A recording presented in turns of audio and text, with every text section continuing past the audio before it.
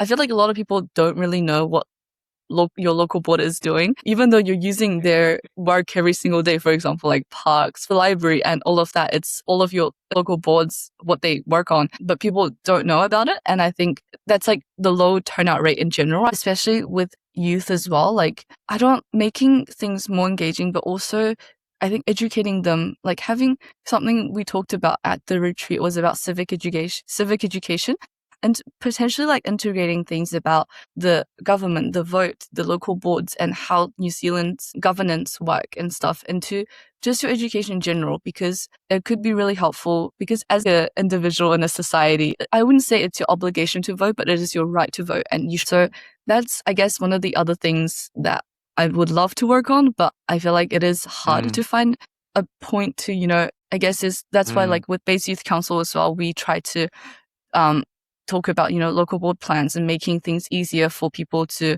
vote.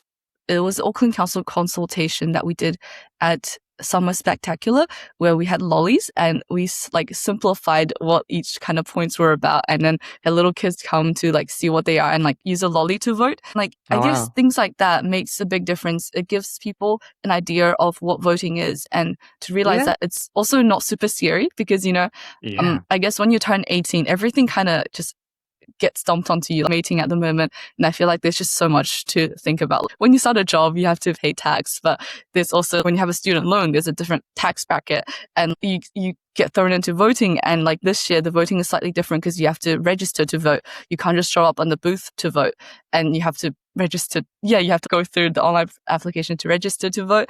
And like, I think preparing youth at like a younger age to start thinking about all of these issues, and not just voting and not just government, but in general, like life and things like financial, financial education and things like that as well. I wouldn't say it's a problem, but it's something that would definitely support more people and help to empower more youth as they go into the stage of working or going to university.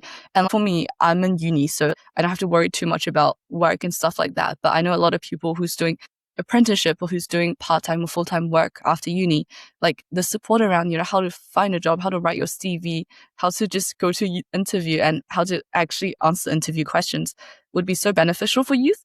And I know it's not like a big issue being like global warming kind of idea, but it is I think it's like a small issue that, not a small issue, but I think it's like a relevant issue that we should work on.